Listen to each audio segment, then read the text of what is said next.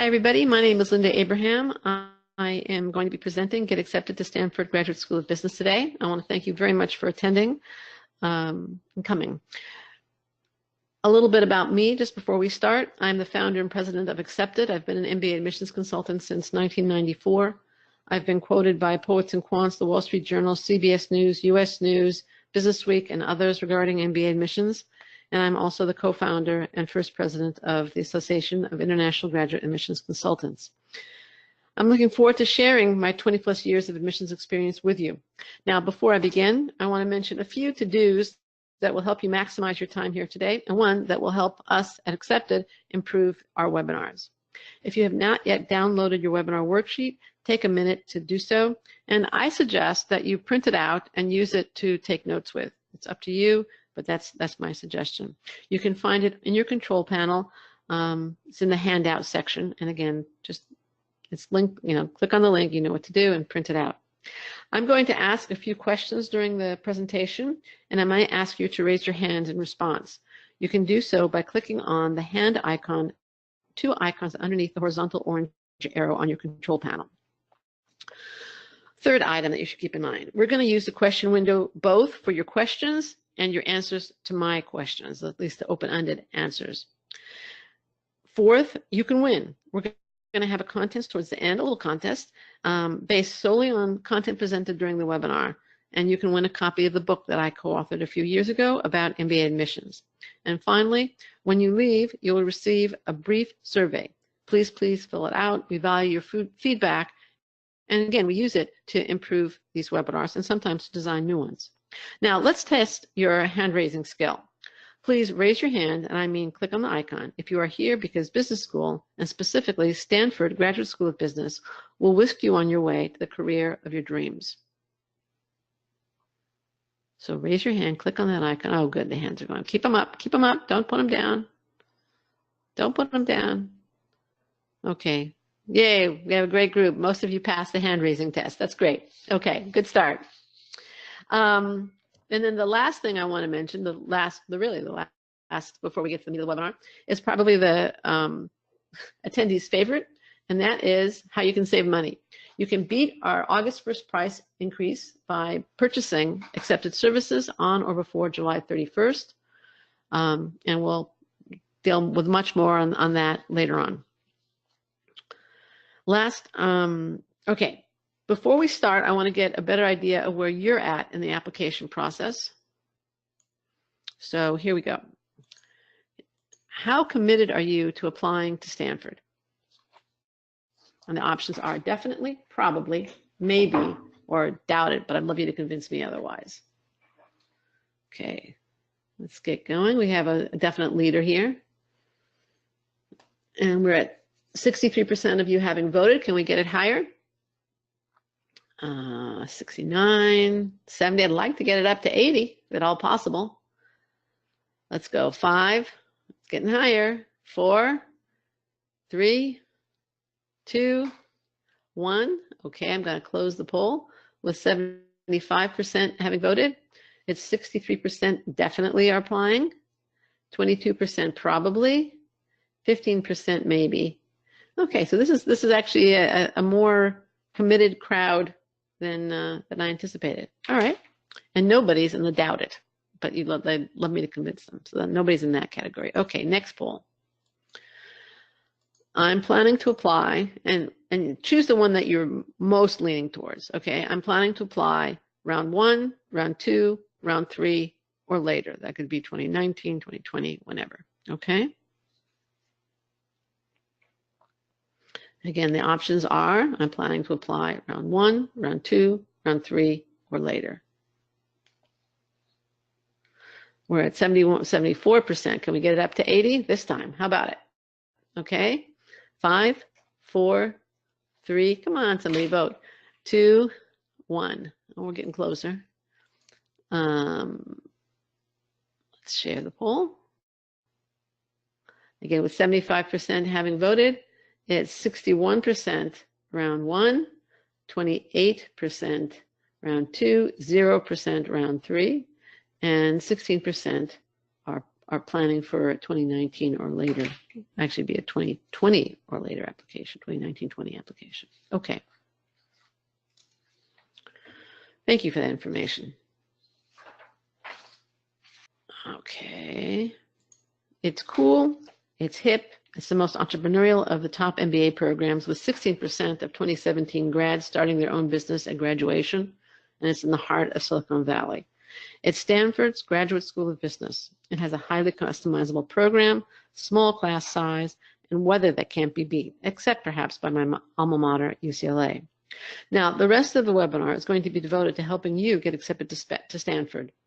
The plan for the next 45 minutes or so is that I will go through the four-part framework, my four-part framework for a successful MBA application, and apply it to Stanford. Now, you can use the framework at any top MBA program, but the focus here today and the tactics I'm going to be discussing are definitely going to focus, if not exclusively discuss, Stanford's 2018-2019 application. I'm also, in the course of the webinar, going to issue several warnings and caveats and things that I've seen many applicants do and that I don't want you to do. I think they don't work. The first one is that you're not going to get accepted to Stanford by waving a magic wand, by putting on some makeup, by focusing on spin. What you need to do to get accepted is to present substance in your application. And by substance, I mean competitive qualifications and an effective presentation of those qualifications. In other words, you need to demonstrate fit. Your overriding aim is to show that you belong at Stanford.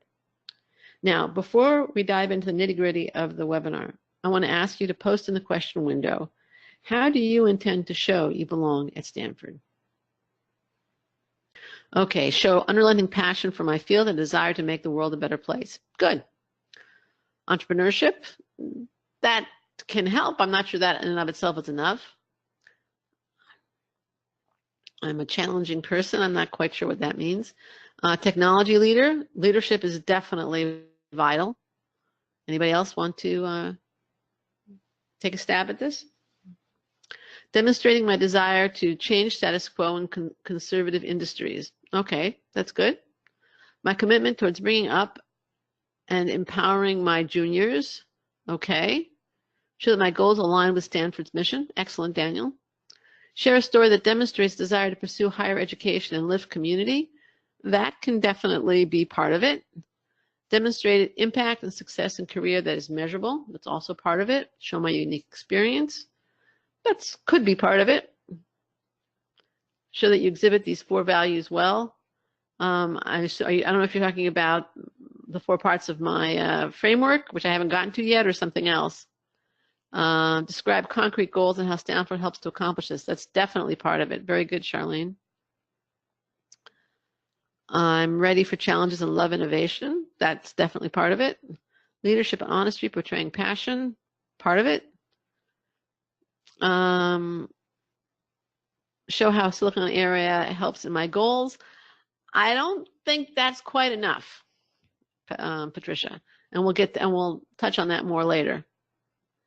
Okay, all right. I think you've all touched on part of it, and on some level, my question is a little unfair. Each of you has given me most of you have given me part of the answer. What I'm going to try and convince you of, though, is that your application needs to have all four parts of the framework that I'm about to present. So the first element of the framework, which actually I don't think any of you mentioned, is to demonstrate that you can do the work and excel. Now, you may not have mentioned that because you assumed it, but it is absolutely vital that you show you're going to excel academically at Stanford GSB. The easiest way to show that is to have done it in the past, and to have done it in a way that also allows you to do well on the test, whether it's the GRE or the GMAT. That's the easiest way to show them that you can do the work. Ideally, you want to be at or above the averages for both test score and GPA, but averages by their very nature mean that people get in with below average GPA and or score. And if your scores or GPA are not where they should be, what can you do? Well, if it's the GPA that you're worried about, realize that the average for Stanford is a 3.74 for the class that entered in 2017 on the US 4.0 scale. The farther away that you are from the average, below the average, and if both your grades and test scores are below average, the less likely it is that you can convince Stanford you are going to excel in that environment. If you're concerned about your undergraduate GPA, please see 5A's for your low GPA. That's a podcast. I did a whole podcast only on what you can do to mitigate your low GPA. There's also a blog post, we don't have it on the slide, but on specifically what you can do about a low GPA for MBAs.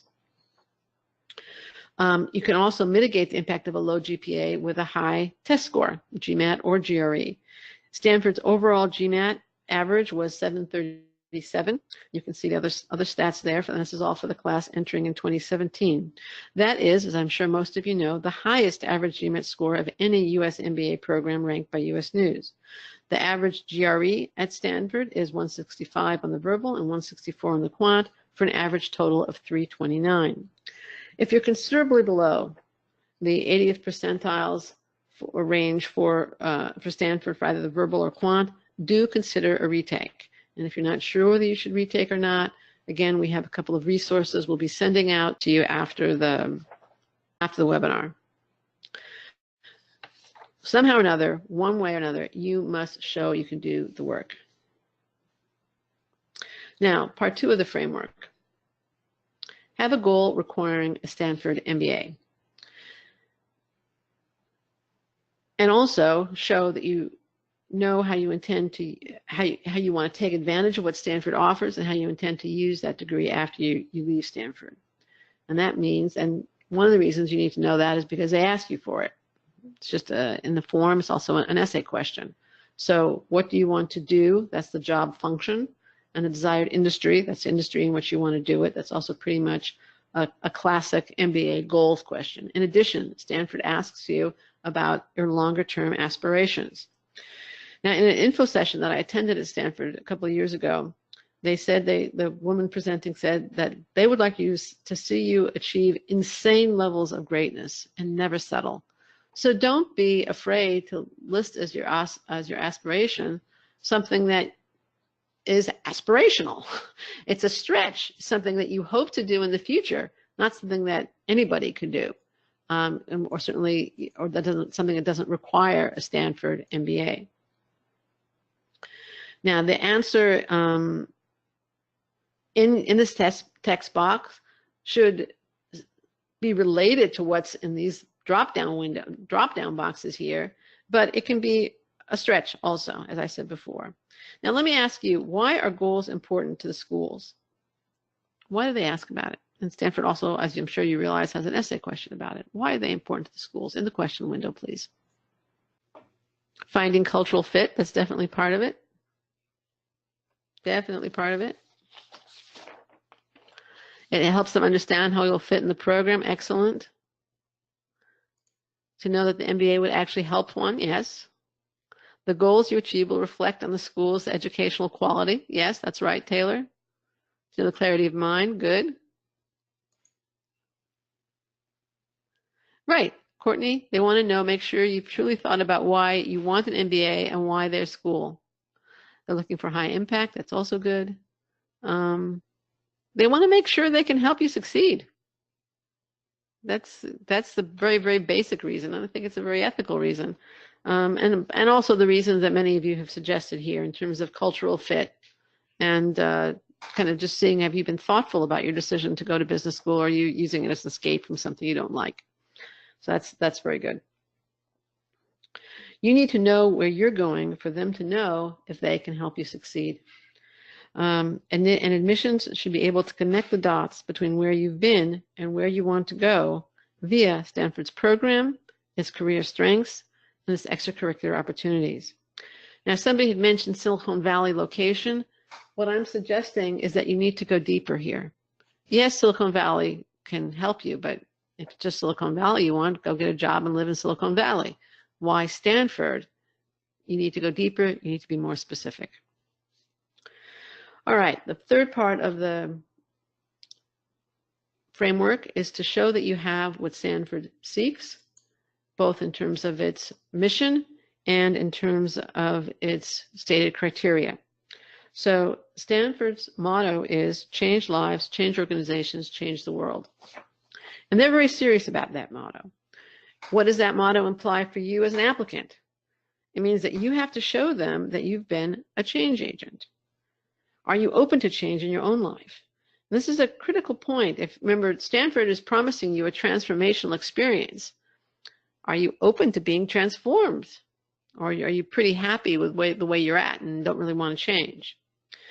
To me, having worked with Stanford students, accepted Stanford students, and sometimes not accepted Stanford students for over 20 years, the defining characteristic of a Stanford student is a willingness to take initiative when they saw a need, a willingness to solve problems and offer solutions. In a word, initiative. The person who sees a need and just keeps on going about their business, that's not what Stanford's looking for. The person who, again, sees a need and addresses it, sees a problem and attempts to solve it, that's the person that Stanford is interested in terms of its mission. Now, in addition, Stanford very clearly provides 3 criteria. The first one is intellectual vitality, and that goes beyond the grades and the test scores that I mentioned in the first part of my framework. They're looking for curiosity and openness to learning new things, and that can be evident in the classes that you took, a minor perhaps that's unrelated to your major, interest in a dual degree program at Stanford, other interests and hobbies that you may have that aren't related to either going to Stanford or your work or whatever, just an interest of yours. They want to see a genuine interest in expanding your intellectual horizons throughout the application. And they don't want to see a checklist or treadmill approach to life. That's the first criteria, intellectual vitality. Then there's demonstrated leadership potential. Now the key word here is demonstrated. If you haven't led, theoretically everybody has leadership potential who hasn't led, they've just never done it. Stanford wants demonstrated leadership potential. So you have to have done it. And a key GSB assumption is that past actions usually are the best predictor of future behavior. And that's true of most business schools.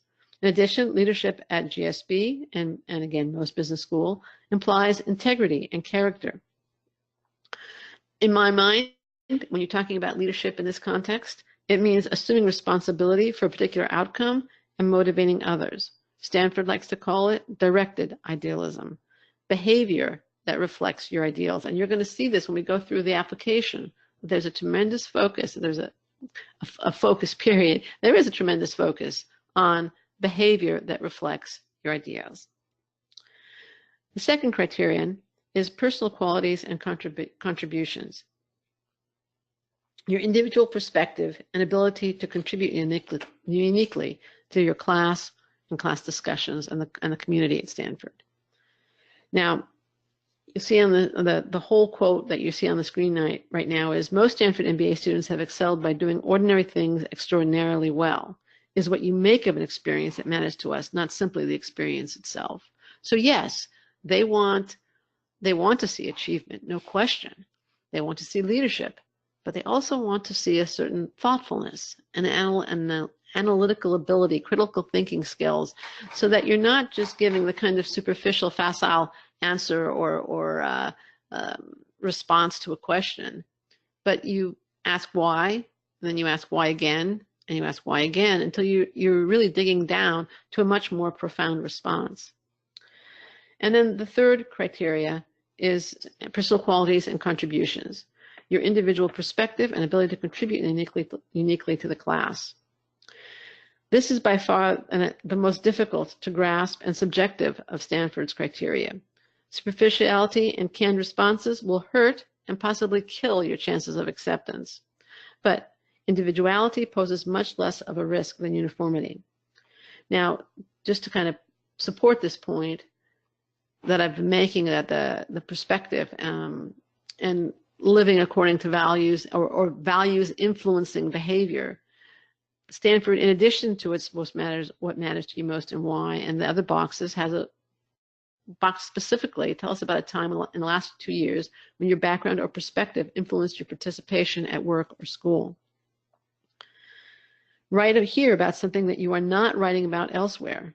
They want to see you in an active role, and the quote is participation at work or school, something recent during the last 2 years, and they want to see you acting upon your beliefs and values, or background, perspective, another way. And again, I'm going to remind you that there's a big difference between mouthing platitudes and spitting back websites and showing that you share the values. The former is just trying to play some magic tricks, put on makeup, something like that. It doesn't change the substance, and it doesn't get rid of the wrinkles. Believe me on the wrinkles part. But examples in your essay, bullet points in your resume, items in your job descriptions, what you put in the boxes is becoming increasingly important because they're giving you more room in the boxes than they give you in the essays. So the information throughout the application, that includes the boxes, that includes letters of recommendation, the responses to interview questions, should you be invited to interview, must all demonstrate the qualities that Stanford is looking for and that you meet the criteria and share the mission. So you don't have to spit back phrases at all. You must know the person you see in the mirror and reflect that individual human being throughout your application. Yes, in a way where you can also applaud. That's true too. Now, another warning. If you're going to focus, and I've met applicants who can quote rankings better than a preacher can quote biblical chapter and verse. It's misplaced focus. And it will cause you to obscure this fit aspect of admissions and kind of focus on your own individuality and humanity and excellence. And the result will be that you blend in. But you want to stand out in a positive way. You want to show that you have the distinctive experience and perspective to contribute. Stanford has lots of applicants and can be very choosy. This leads to my last strategic point. You must show that you have an ability to contribute distinctively to class discussions and teamwork, the school's community, and ultimately make the school proud. So we've already discussed that one of Stanford's criteria is individual contributions and perspective. So clearly Stanford values that. But it's not just a matter of perspective. You also need a track record as a contributor, a person who makes a difference. You need to show that you've had impact in the past through your essay, your resume, activity history, interview, letters of recommendation. And that's closely related to Stanford's values as reflected in its motto, right? Change lives, change organizations, change the world. In terms of work experience, do you have work experience quantitatively and qualitatively that will allow you to contribute in class? Now, the amount of work experience is 4 years post-college. Obviously, there are, hundreds of thousands of people in this world who have 4 years of work experience on average, and that would, it could be 2 to 7, whatever. So that doesn't qualify them really, but qualitatively, is it going to allow you to contribute to class? And do you have a track record that shows you to be an above average contributor at work? And then what about community service? Stanford asks about community services in its application. Have you made a contribution through community service, through extracurricular activities? You don't have to participate in an existing organization such as the ones on the screen. You also can start a new organization or take upon yourself a new initiative to meet a specific need in your community, however you define your community. In other words, in short, have you been a change agent in the past? Now, this bit about being a change agent, given Stanford's mission and motto, is really critical. I'll tell you what, before I want to get to know a little bit about you before I ask my next question. So my question now is, where are you folks from? Okay? If you're city and state in the United States, city and country outside the United States.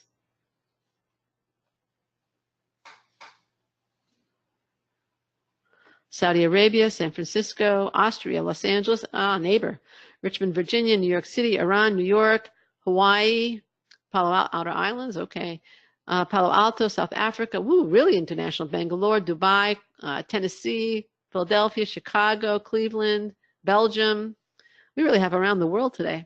Hyderabad, India, Saudi Arabia, Washington, D.C., but San Diego, Japan, Pakistan. Some people are up really late. Cambridge, Massachusetts, LA, another neighbor, Raleigh, Durham, India, Malaysia. Wow, okay, Ghana, A lot from India, Boston, Baltimore. Okay. And you're not washing away in Baltimore. We're sweltering here. In any case, so where you're from is part of your story, and also can be one way that you distinguish yourself. But if you think about how many people said they're from Saudi Arabia or India or some of the other places that I mentioned, I didn't list every place every time it came up on the screen. It came up, some of the countries, and came up a lot.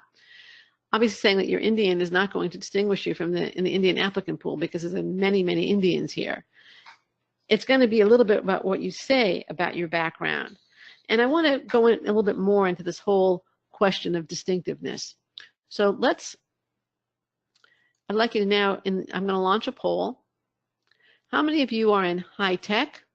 How many of you work for Pinterest? Obviously, if you work for Pinterest, you can click both boxes. If you work in high tech, you can only click one. And clearly, we're not going to get everybody voting because you don't all work in any particular area. Okay. How many of you work in high tech? How many of you work for Pinterest? 5, 4, 3, 2, 1. I'm going to close the poll. We have a lot of people in high tech here today. And let's share the poll. So 69% of you work in high tech, and 10% work for Pinterest. And let's do the next poll. How many of you have traveled outside your home country or trekked in New Zealand? And again, if you trekked in New Zealand, you could also click that you traveled outside your home country. I'm going to close this poll and share the results. So obviously everybody who trekked in New Zealand traveled outside their home country, and 11% of those who traveled outside trekked in New Zealand. And let's go to the last poll. How many of you have volunteered in college or since? Started a support group for siblings who have lost siblings, tragically. So 64% of you voting, 100% of you have volunteered in some capacity. 1% have started support groups such as that one I mentioned. Okay. All right. What's the difference between the first and second question, in the question window, please? What's the difference between the first and second question in each of the groups of questions that I raised? The second one is more specific. Exactly. Exactly. The second one is much more specific. And what happens when you focus on specifics? You stand out. You got it. Second choice differentiates you. You got it. You got it. Now, working for Pinterest, actually, there seem to be a lot of people here who somehow work for Pinterest. I don't know if it's got passed around to Pinterest or something. If it did, whoever did it, thank you. But it would also be not just that you work for Pinterest, but what you do for Pinterest. And better than what you do for Pinterest, what have you achieved for Pinterest? What insight can you bring from your trekking in New Zealand? And what insight could you bring from starting this organization for siblings who have lost siblings, which probably means that you went through the experience tragically. So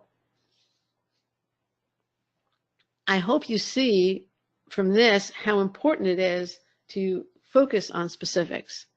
How you present your experience can really help you differentiate yourself from your competition. So this whole issue of differentiation, it relates not only to the substance of your experience, which is clearly critical, right? What you've accomplished, what you've contributed, what difference have you made, whether it's on the job or off the job, as well as how you present that experience. So a focus on specifics will naturally allow you to stand out and reveal the uniqueness that each of you has. You're all unique individuals. And let me give you a few more examples. Are you an engineer or a biomedical engineer? Are you a consultant or an environmental consultant? Did you volunteer or did you found a new organization to address a specific need in your community, however you define your community? Now, why is distinctive contribution so important? Contribution, well, first reason is simple. We already covered it. Contribution is one of Stanford's stated criteria, but there's another reason, and this one applies at other programs as well. I want you to listen to Derek Bolton. He's the former assistant dean and director of MBA admissions at Stanford.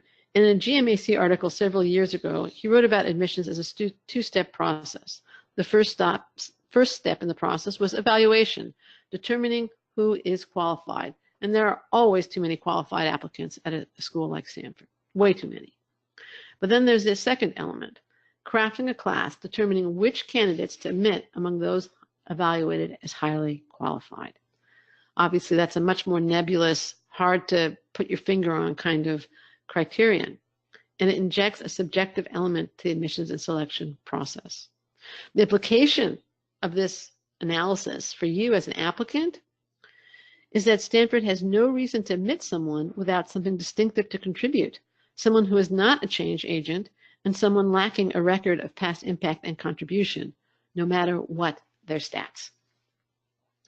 Now let's review the 4 strategic steps, or the 4 parts of my framework that you should think about before and while you put together your Stanford GSB MBA application. All right, so the first part is you want to provide evidence you can do the work and excel. 2, you want to have a clear, realistic idea why you want an MBA from Stanford and how you intend to use it.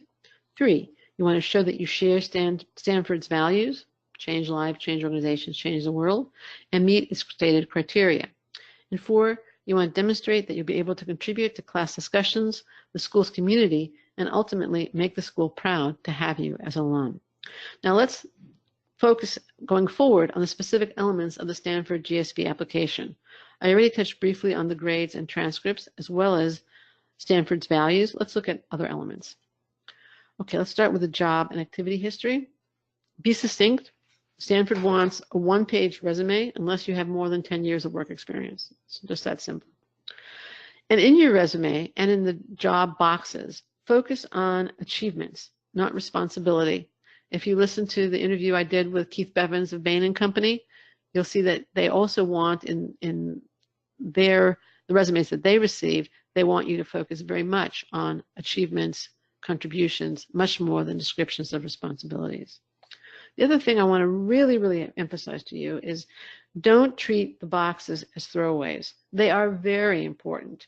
Depending upon how many jobs you've had, you can have more room. This is just the job boxes, the professional activities. But if you assume that on average 5 characters to a word, you could have approximately 220 words for each job, and you have 3-4 jobs, suddenly you have almost as many words as an essay.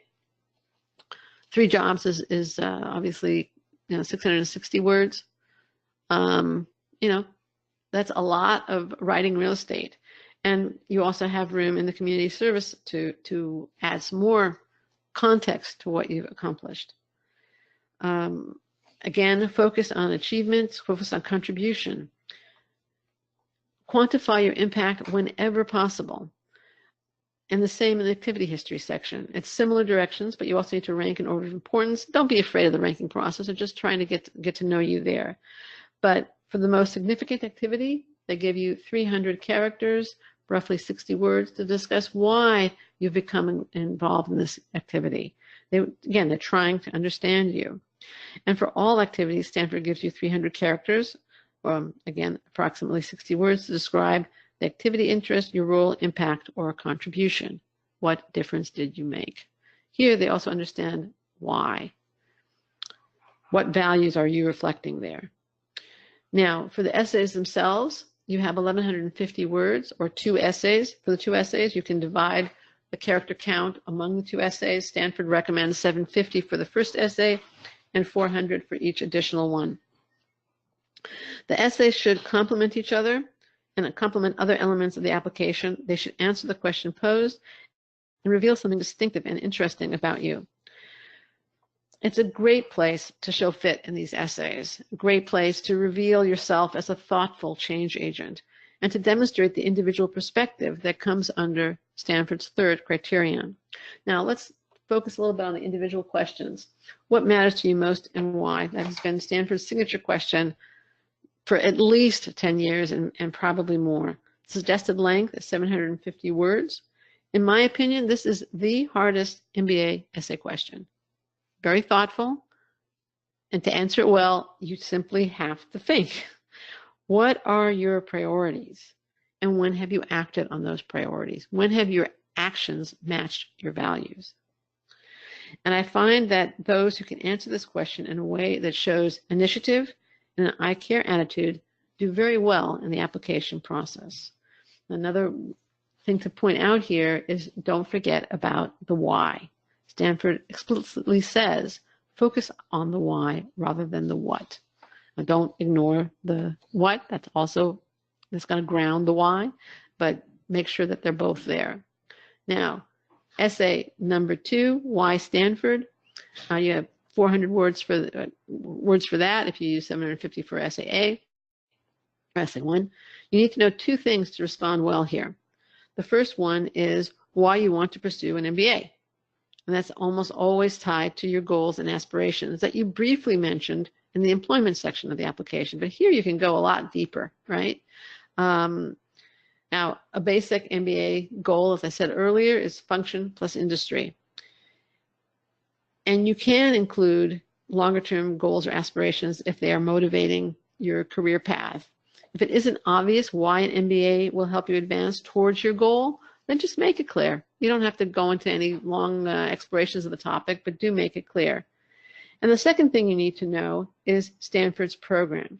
How are you going to take advantage of its tailored curriculum, diverse teaching methods, and again, highly customizable approach to an MBA education? Or how are you going to intend to use the specific programs and strengths of Stanford, the D School, entrepreneurship? But don't be as general as I'm being.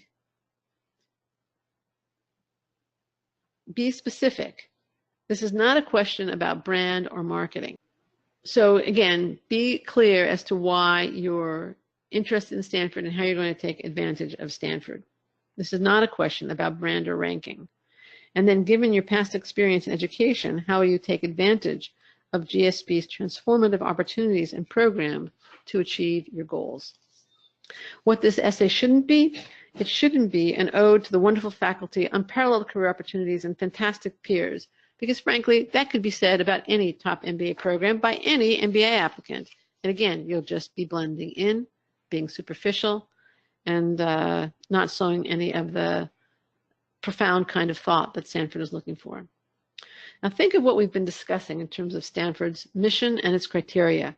Can you relate these questions, especially A, to either the motto or the criteria?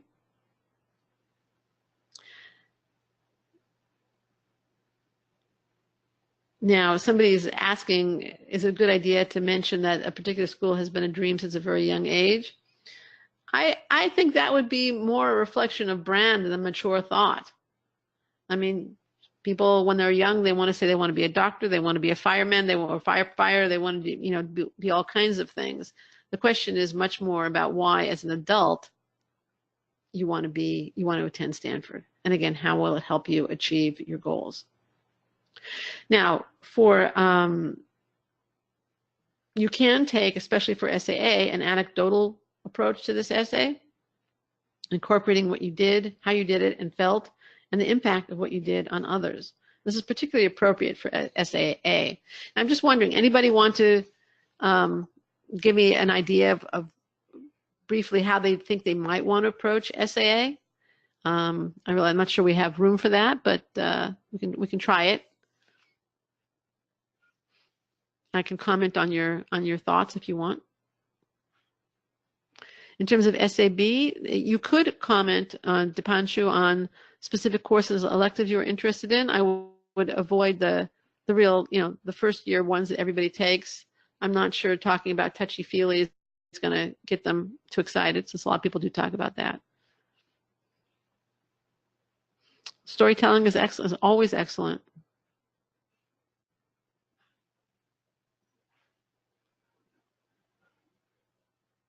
Okay, so Daniel wrote, what about passion? That seems way too vague. I would agree with that.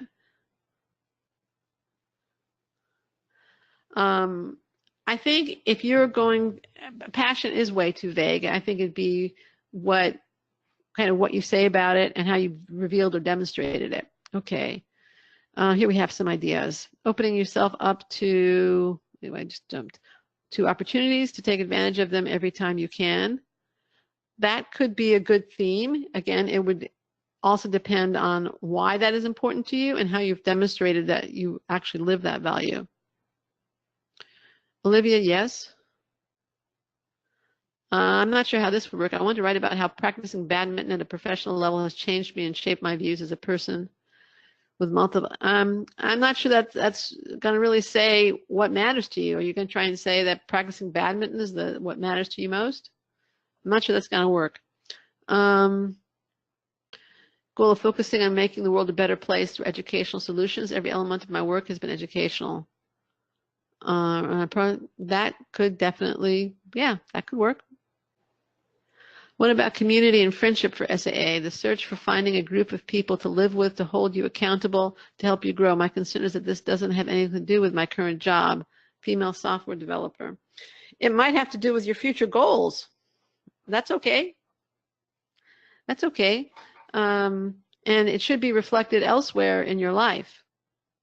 That would be my comment on that. Obviously, what I'm doing now is kind of quick and dirty feedback for you folks. This is not thorough at all, but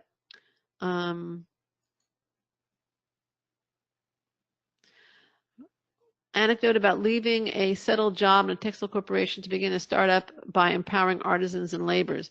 What's the value that motivated that? The why is absent from your comment. The value is absent from your comment, Mar. Okay.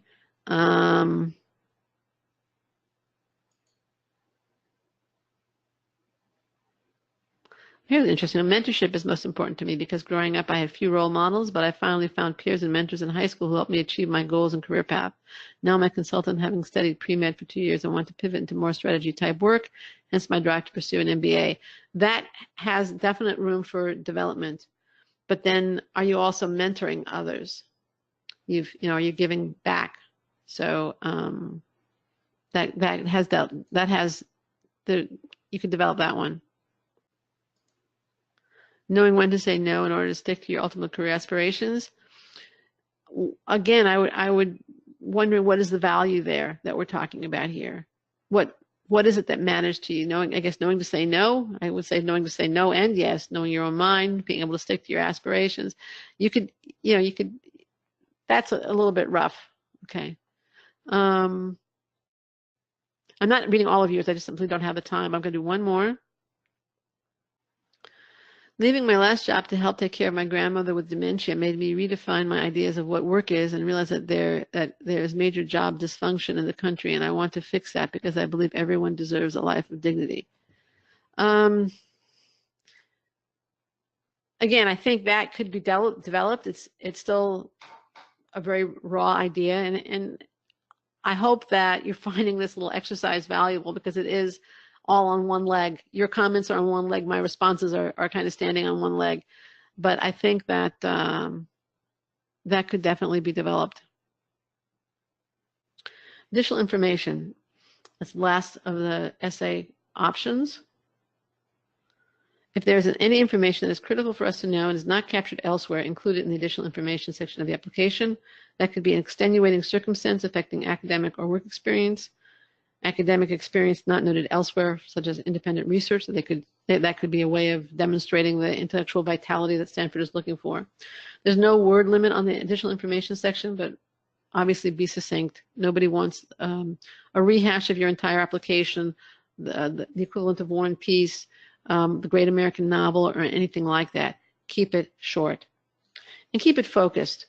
Take responsibility if you made an error somewhere along the way. Show how you fixed it.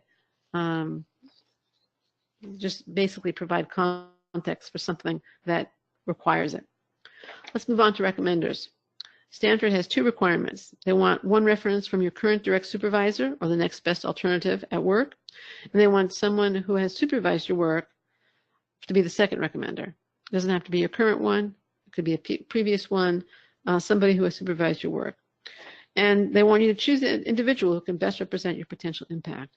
They do not want a peer recommendation this year. Both can be from the same organization. My 2 criteria for choosing recommenders, obviously, their criteria, you have to meet their criteria. In addition, I have 2. You want to ask your recommender if you want to choose a recommender who knows you well in a professional setting. And you prefer that that person be a current supervisor. You want to ask if the supervisor can write a strong, positive letter of recommendation for you. If there is hesitation for any reason, move on. We do have a resource, 10 tips for recommenders, that you may want to share with your recommenders. Again, it encourages them to write in specifics, to provide concrete examples, and I would also encourage you to ask them to focus on initiative, leadership, personal growth, impact, and innovation. Now, the interview at Stanford, what can you expect? It's usually conducted by alumni. It's usually blind, meaning that the interviewer knows only what's in your resume. And it's behavioral. It's going to focus on past behavior. How can you prepare? Well, first of all, review Stanford's MBA interview page. It's excellent. Really has excellent advice for you. Also review GMAT Club and Beat the GMAT threads so that you can perhaps see feedback from previous interviewees. If you can, read blogs with applicants who have interviewed. There are fewer of those these days. And review your application before your interview, because in your application, you're going to find the experiences that you thought were most appropriate, presented in the best way for Stanford, and your interviewer will not have seen them. Ahead of time, identify experiences that show leadership, initiative, creativity, intellectual vitality, and jot them down in addition to whatever you provided there. That's activities and experiences that show you as a change agent taking initiative. And next to those experiences, write down which of Stanford's key qualities or criteria those achievements reveal. Also prepare questions to ask about Stanford and about the alumnus' experience both at Stanford and as an alum. All right, let's go back to your goal in submitting an application to Stanford. And that's to show that you belong at Stanford. And let's also go through the 4 key parts of my framework that will enable you to show holistically that you belong at Stanford. Number 1, present the academic credentials that show you can do the work and excel. 2, have a goal that requires a Stanford MBA. 3, show that you meet Stanford's criteria and share its values. 4, demonstrate you'll be able to contribute distinctively to class discussions and teamwork, the school's community, and ultimately make the school proud to have admitted you. And here's all 4. And now I'd like to have a little contest. I promised you one at the beginning. We're going to have it now. The first one to answer the next question gets a copy of MBA Admissions for Smarties.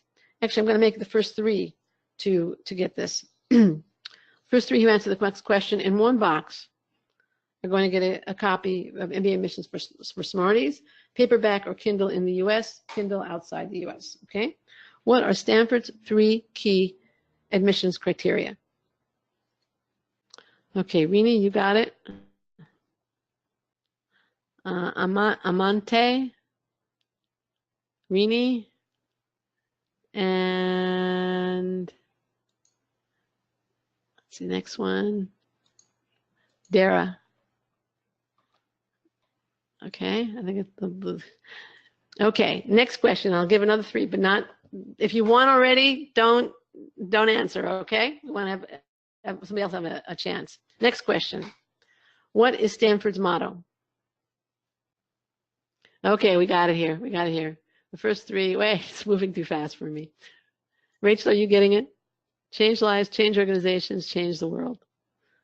I think it is, let's see, the first 3 were, okay, change lives, change organizations. But Patricia, let's see, Christopher, Patricia, and Nancy. Let's go back to your goal and, okay, we did that already. Let's move on. The admissions committee, now there's the copy of the book. The admissions committee readers are sharp, intelligent professionals. Don't try to craft, fake, or fool. That dab of makeup, as I said earlier, will simply not do it. The best presentation of you is an authentic reflection of your achievements and dreams, keeping in mind the 4-part framework that will persuade Stanford to want you. Now, how many of you at this point, raise your hand, please. Well, don't raise it yet. In a minute, raise it.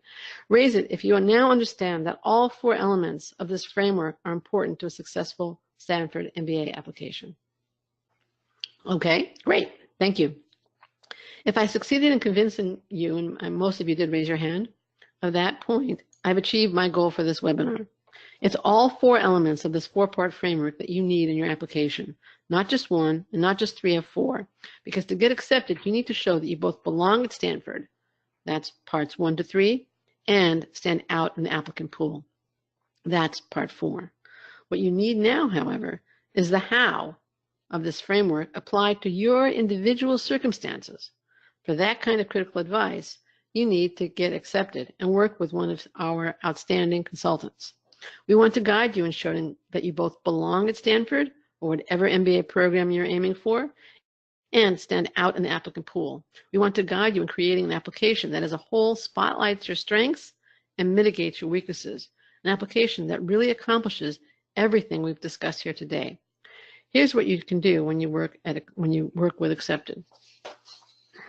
You can access expertise and experience, reduce your stress, save time, optimize your application, mitigate your weaknesses. Now, some may say Accepted is expensive, and we're definitely not a cheap service by any means because of the quality of our staff. However, there are also expensive risks associated with not using Accepted. Reapplication can easily cost a couple $1,000s, especially if you have to prep again for the GMAT. 1 additional year of pre-MBA earnings can cost easily in 5 figures. And there's a potential that you could have gotten into a better program with lifelong higher earnings and network, and that could cost you 5 or 6 figures lifetime. Now, every year we work with applicants who talked to us a year earlier and decided, after taking the do-it-yourself approach and getting rejected, to work with us. They would have been better off working with us initially, and so would you. But enough from me. What do accepted clients say? Now, the one client, a client we worked with a couple of years ago, had a below average for Stanford stats and other challenges. He worked with Natalie Greenblatt Epstein, accepted consultant and former admissions director at 3 MBA programs. And after he got accepted to Stanford, he wrote, "I'm really excited to be going to Stanford. You probably hear this a lot, but Natalie was really helpful." This is an email that he sent to me. In all the interviews I had, there wasn't a single question that I wasn't ready for. I owe a large part of my success to her. Or the one on the right. This client worked with Michelle Stockman. "I'm in at Stanford GSB. Thank you for your pivotal support. I really believe you made a significant impact on my application and acceptance." Different people, different challenges, same result at Stanford. Now, I can't promise that all our clients are accepted, that you will be accepted. I can't say that all our clients have been accepted to Stanford, but we'd sure like to make that significant impact and guide you to acceptance. It's now July, and there's time for us to help you before Stanford's round 1, September 18th deadline. Contact us as soon as possible, and we'd be happy to help you from scratch or review and edit your essays. Our goal is to guide you so that you present all 4 parts of this critical framework and show that you both belong at Stanford and are a standout in the applicant pool. And as I mentioned earlier, we are having a price increase on August 1st. So if you purchase between now and July 31st, you can save. And now I am happy to take your questions. So let's see. I think Rachel's been, you can post questions, and I believe we already have some questions in the question window. All right, so Maya asked, "Someone once told me that it's not a good idea to mention entrepreneurship since that doesn't add to the students getting job offers after MBA. Is that true?" No. It's not a good idea to mention entrepreneurship if there's nothing in your background that supports entrepreneurship as being a goal of yours. If it's pie in the sky. It's also good if you're going to say entrepreneurship, if you are more focused than entrepreneurship. Entrepreneurship in what industry? What problem do you intend to solve? Again, specificity really counts. I think that was a point I'm going to make over and over again as I respond to questions, and that was a big point in the webinar. But I disagree with whoever said that. What if you haven't done much community service since graduating from undergrad? Nancy, that's an excellent question. Thank you. Well, there's Part of my response would depend a little bit on what work are you doing, what community service did you have as an undergrad, and the best response to that is to simply start something. And also, don't define community service in a very narrow terms.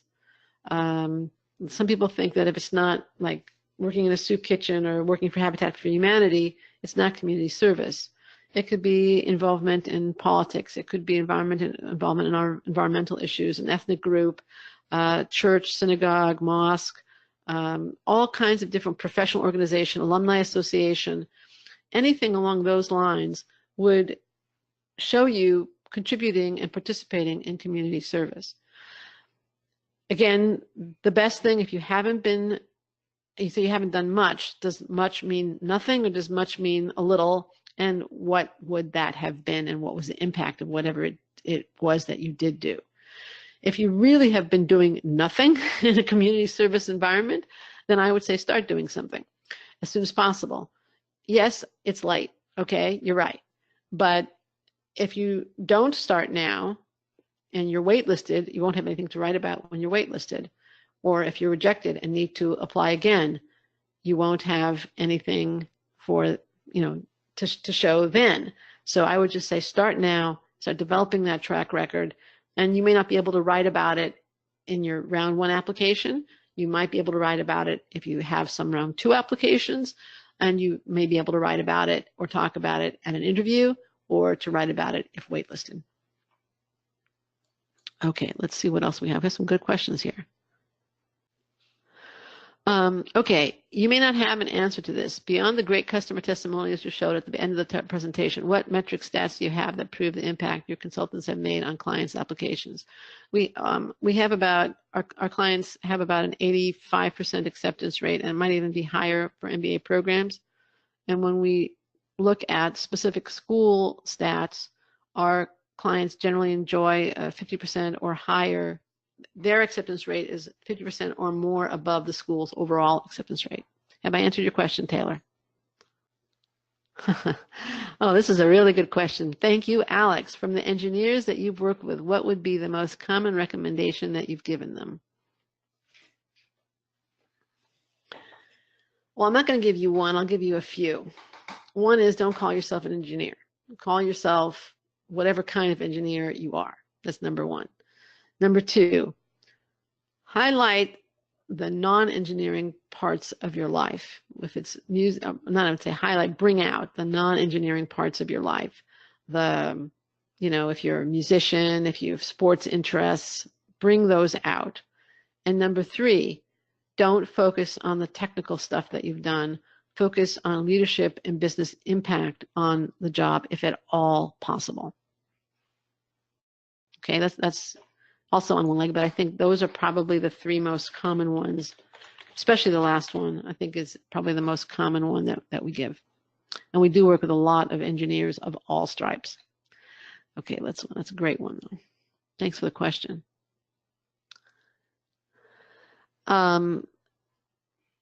Christopher, I think I just answered that. Your question is, what is the increase in odds of getting into a program like Stanford GSB using your services versus the normal acceptance rate?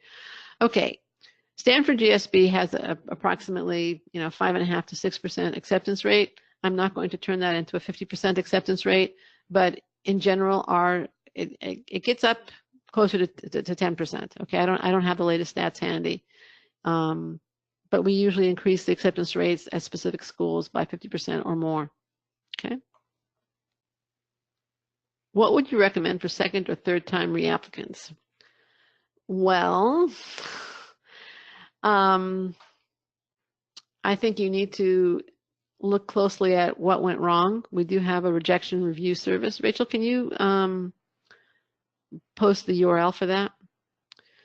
We do have a rejection review service where we would review your application and discuss what we think are areas of improvement for your application. It's pretty hard for me to answer that question in a vacuum, but that's something I would very definitely recommend before you apply. Again, you need to assess what went wrong, what are areas that you can improve in your application, and then you need to do those things. You should not submit the same application again. It didn't work last time. doing so again, you have absolutely no reason to expect to have a different outcome, and you'll actually be showing a tremendous lack of commitment to the process of application, as well as absolutely no growth in the intervening year. So don't do that. And I would recommend getting the application evaluated before you apply again, because you don't want to make the same mistakes you made last time. Okay, let's see what else we have here. Dara asks, how important is it to build a relationship with the admissions committees? I mean, I think it's a good idea to build a relationship with the admissions committees. I don't think, there's one thing is to build a relationship, another thing is to be a pest. So you don't want to do that. I think if you meet a particular admissions committee member at a fair, let's say, or an event, and you spend a little bit of time with them, but not too much, and they offer you their card, you can follow up and say, gee, I really enjoyed meeting you, and that would be appropriate. And if you later have a question, you can later write and say, I met you at this and this event, and I have a question. Keep it succinct. These people are incredibly busy. And your thoughtfulness and professionalism in dealing with them can only help. I don't think that it shows interest. Again, it shows professionalism. Those things can help you. I don't know that it will make the difference in terms of getting in and getting out, or being rejected. I also think that you want to make sure you don't cross the line and become a pest, and become like the person who's building a relationship to build a relationship, to have a relationship, to exploit the relationship. So, that would be my caution to you. Done well? Yeah, sure. Okay, Daniel writes, in my country, there isn't a great award culture, and thus I cannot think of any award that I have won. How can I mitigate this potential weakness? Daniel, I think I need to know more about you. I would focus on the achievements, though, and quantify as much as possible the achievements that you've had, both on the job and off the job, to deal with that. That's how I would handle it. Just make the most of what you've done, what you've actually done, and don't worry so much about the awards. Awards are great, but what schools really want to know about is what you did to get the award. So if your culture isn't focused on awards, just stay focused on what you would have done, what would have earned you an award had you been in a culture that was more award focused. Okay, let's see what else we have here. Taylor asks, are there any services for someone 1 to 2 years out from applying to MBAs, i.e. creating a strategic plan of actions and accomplishments needed to maximize MBA application chances over a 1 to 2 year timeline prior to applying to MBAs, also working to mitigate interest? Yes, we have admissions consulting services, and we're more than happy to do that. We could set up a monthly plan with you for, let's say half-hour meetings or something along those lines, definitely. So yes, thank you for the question.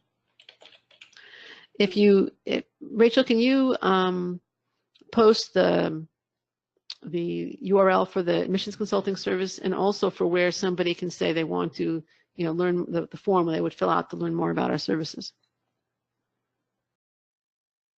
Definitely. And if you want to retake the GMAT, I would say retake the GMAT, get the highest score you can, and apply round 2. If you're not planning to retake the GMAT and don't see any, real improvement to your profile, I would just submit it round 1 and make sure it's as good an application as you can have. My general advice on timing, or in terms of rounds, is apply as early as possible, provided that you don't compromise the quality of your application. Okay. Now, we have a question here about the MSX program. Are the base strategies to take it same as for the MBA? Is there any significant difference in criteria set by GSB? The MSX program is for more experienced people, usually 10, 20 years of experience is not uncommon. Certainly the 10 to 15 is actually pretty common. 20 probably starts to get a little bit less common. The basic criteria in terms of Stanford's values and criteria are the same. The level of achievement and leadership that's expected is higher. we've worked with successful applicants, the MSX program, several times. I also have, and maybe you can you post the last interview we had with the Stanford with Michael Hochleitner, the head of Stanford MSX. That might be helpful. Can you post that, Rachel? Maybe send it to that. Okay. Good question. Let's see. What advice would I give to older applicants? I think the key for older applicants is obviously you're going to be expected to show more maturity in terms of direction.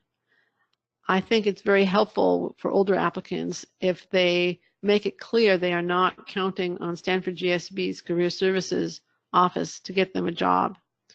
They are either returning to a family business, they have their own business that they're going to be returning to, or they are confident that, you know, maybe they're sponsored, they have a job waiting for them.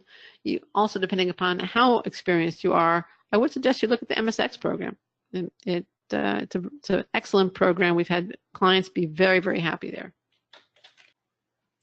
Taylor is again asking about the small box area for awards and honors. I mean, if you don't have the awards and honors, just you don't have them. You know, a one award or honor could be even I don't know, magna cum laude. I wouldn't worry about that. I really wouldn't focus on that. Again, make the most of the achievements that you've had that would have earned you an award or honor had you been in a different environment. And because that's something you can control. This is something you can't control. And one more question about our services. What are your best differentiators from your competitors, given this is such a substantial investment? I think our track record is our best differentiator. We have been in business since 1994, on the web since 1996. I think that's our biggest differentiator. I think the quality of our staff is outstanding. You can read their bios online. And I think another differentiator, frankly, is our refund policy. We have probably the most generous refund policy in the business because we can afford to. So, you know, you can look that up in our terms of service. I think that our track record, the testimonials you saw, and not to mention the testimonials that you can find on the site, as well as our refund policy, our general reputation, testify to the excellence of the service provided. Okay. And thank you for the question and your interest. Do feel free. I would suggest if you're considering our services, fill out the form that Rachel posted, and you can talk to a consultant and decide if there's a fit. Okay. And again, if you do so now, you can purchase before July 31st and save money. Now, I want to thank you very much for your time, your answers, your questions, your attention. I want to thank you for coming. And now, a final thought and story from me. The thought: there is a paradox that is inherent to acceptance at top business schools, especially at Stanford GSB. You have to demonstrate that you fit in and stand out. By fitting in, I mean you have to show them that you belong at Stanford in terms of your goals, your academics, your work experience, and your values. Values plays a really important part at Stanford, as you can just think about the questions posed in the presentation I just gave. You have to show them that you're going to be a valuable member of their community. And then you have to show that you're going to stand out in a positive way from a highly qualified, intensely competitive applicant pool.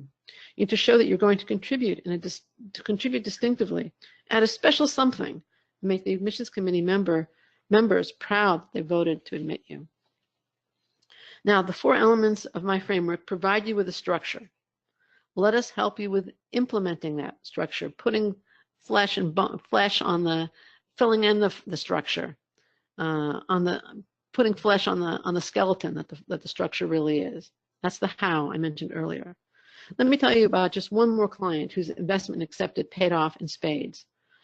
couple of years ago, we worked with a fellow who had less than common work experience and strong stats, but he came from a very much overrepresented group in the applicant pool. He worked with Jennifer Bloom and today has referred many of his friends to Accepted. Here's what he wrote after his acceptance. And I'm going to read excerpts. I got an excerpt from Stanford last night. Even as I wonder which one I want more between Stanford and Wharton, this is a dream come true. Thank you. I don't have any new words to express the gratitude that is filling my heart. I hope all your other candidates find wings to their dreams. This happy client followed the steps on the screen. His dreams, and so many of Accepted's clients' dreams, have found their wings. So can yours. Get accepted.